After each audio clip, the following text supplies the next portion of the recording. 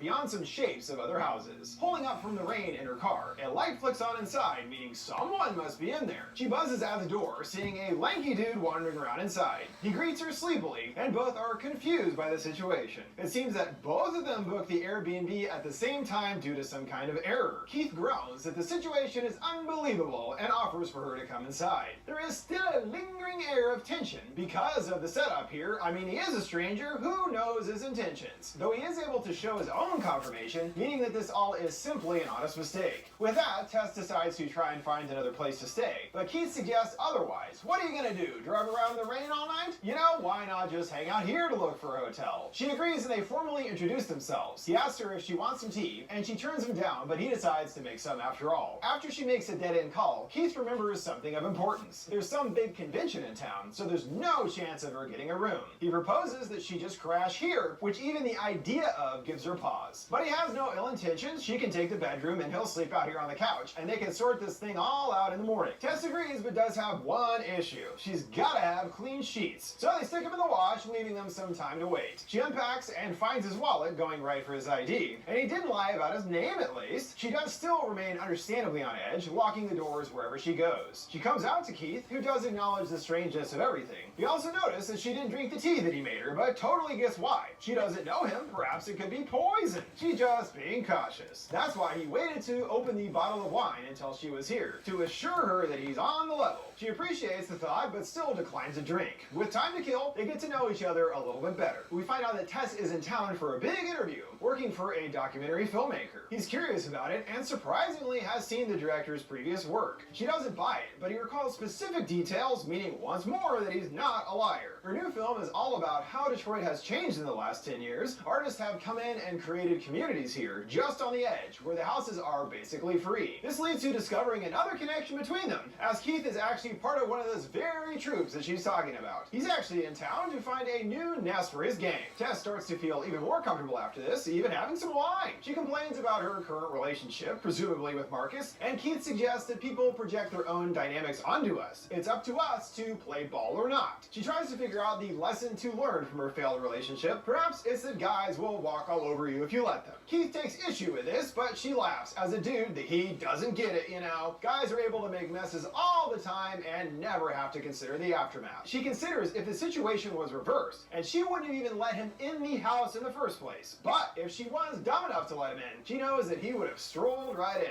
He reminds her that she did the same thing, and she argues that it was because she had to. He inquires if she's going to move on, even if that means perhaps getting her heart ripped out again. She laments, why is it that girls are the ones that always get their hearts ripped out? But he knows girls can do the ripping too.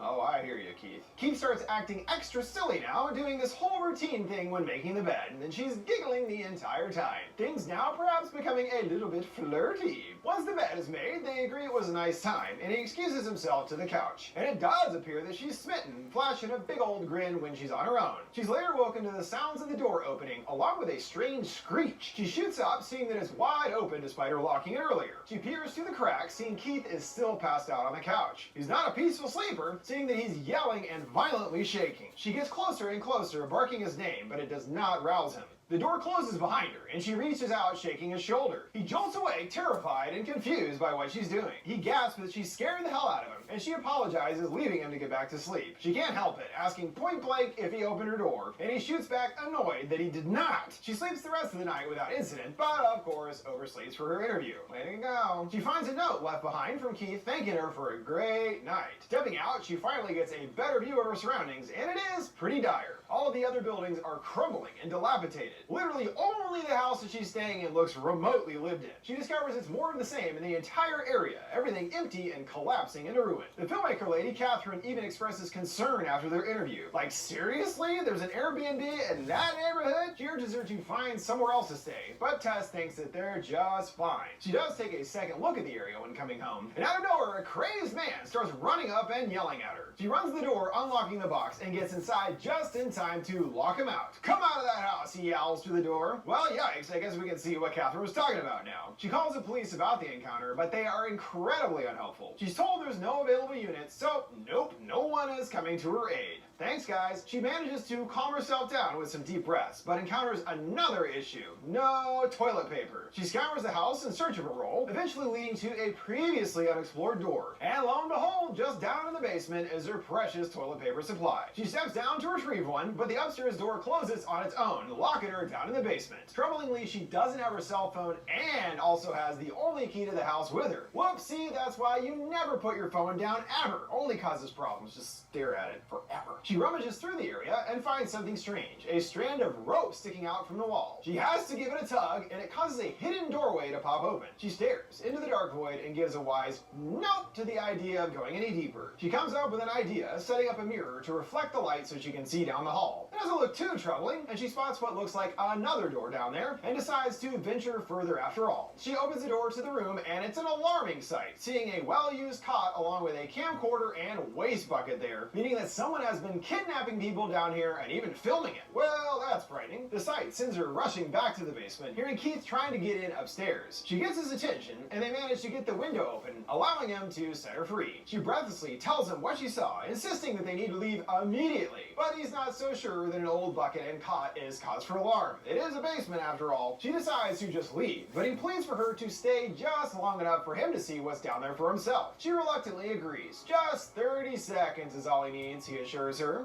Okay, we'll see about that. You might be never coming back again, Keith. He storms down and she waits upstairs. He calls up that he did see the dungeon room and she shouts for him to come back. But he doesn't answer and she is forced down to shout for him. But at least remembers to catch the door this time. Phew, that was close. She changes course and decides to go after him, putting a chair in place to keep the troublesome door ajar. She enters the dark corridor and searches the dungeon room, but there's no sign of him. She continues, scanning the room and finds yet another door. Jeez, Door City over here. This leads to an even more terrifying and cave-like lower level. She keeps yelling for him and finally gets a response, him faintly calling for help from somewhere deeper within. She takes a moment to weigh the decision, looking back longingly towards the basement, but decides to step further into the oblivion. She hears him howling again in the distance and enters some straight-up underground catacombs. Good gravy, this thing is huge. Tess whimpers, growing more terrified with each step forward. Suddenly, Keith crawls out of the darkness, scaring the absolute crap out of her. She wants to know why he even came down here, but there's more pressing matters. There's someone else down here, and they bit him.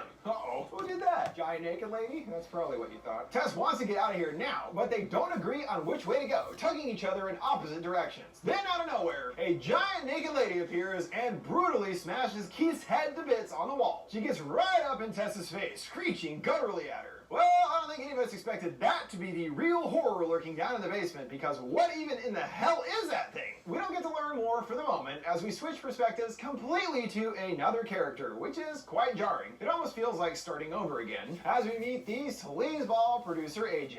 I mean, is there any other kind? He's initially blissful in his convertible, singing along to the radio, until he gets a fateful phone call. An actress from a pilot that he's producing has come out publicly with allegations against him, claiming that he was sexually aggressive during filming. There's going to be a whole official investigation into it and everything. He's flabbergasted at the news, but the damage has already been done. Even if the pilot goes forward, he likely won't be involved, meaning that he's effectively been fired. He completely loses his cool at the gravity of the situation, but things are only going to become more in the public eye, as tomorrow there's going to be a whole article about it in the Hollywood Reporter. He's pretty much blacklisted in Tinseltown, and his financial situation is grim too. At his current spending rate, he'll be completely broke in 3 months, especially thanks to funding 2 costly court cases. However, he's confident that he will win his countersuit for defamation. It's all just a misunderstanding anyway. Even if it all was a mistake, the impact has already happened, and his financial advisor quits as well. The next day, the shoe really drops when the article comes out. He talks to his lawyer and moans about feeling like he's on the sidelines watching this all spiral out of control. However, he's hopeful. If he can just have a conversation with Megan, they can get this thing all sorted out. His lawyer warns him to not contact her under any circumstances. Doing so would only cause him more problems. homes. He then picks up on what AJ was saying about being in a rental car, and he divulges that he's up in Michigan. His lawyer tells him it is not a good look in light of recent events, and AJ doesn't see what the big deal is. He's not under arrest, right? But he floats that could be a possibility. He defends that he has to scrape up some cash to be able to even pay for the cases. He's not on the lam or anything like that. He first drops by the management company to pick up the keys, and it's the same house on Barbary that he owns. He notices Tessa's car is still there, and inside finds more evidence of them left behind, like the chair in place to keep the door open. Then even more tellingly finds their luggage and toiletries still out. He calls the company to clear things up. Is there someone staying here? What's up, man? He's told that no one has been there in weeks, and due to their policy, no maids come until the next booking. No bookings, no cleanup. He gets upset at the policy and flips his lid, which she doesn't appreciate, and she hangs up on him. He later talks about all the Megan Thank you so much. Mom, calling her a lying bitch. She chides him that is not nice, and he fires back that ruining his reputation and career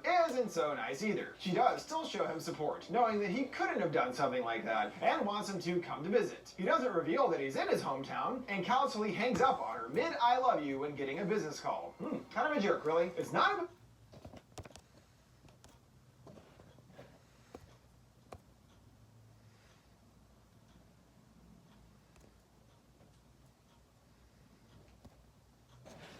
Okay, I'm gonna go live tomorrow, but thank you so much for tuning in, because I want to go live. I'm gonna try to do this. I'm gonna try to go live every single day for like just 10 minutes, and that's it, because I have other things to do. But thank you so much for tuning in. Thank you so much, guys. God bless.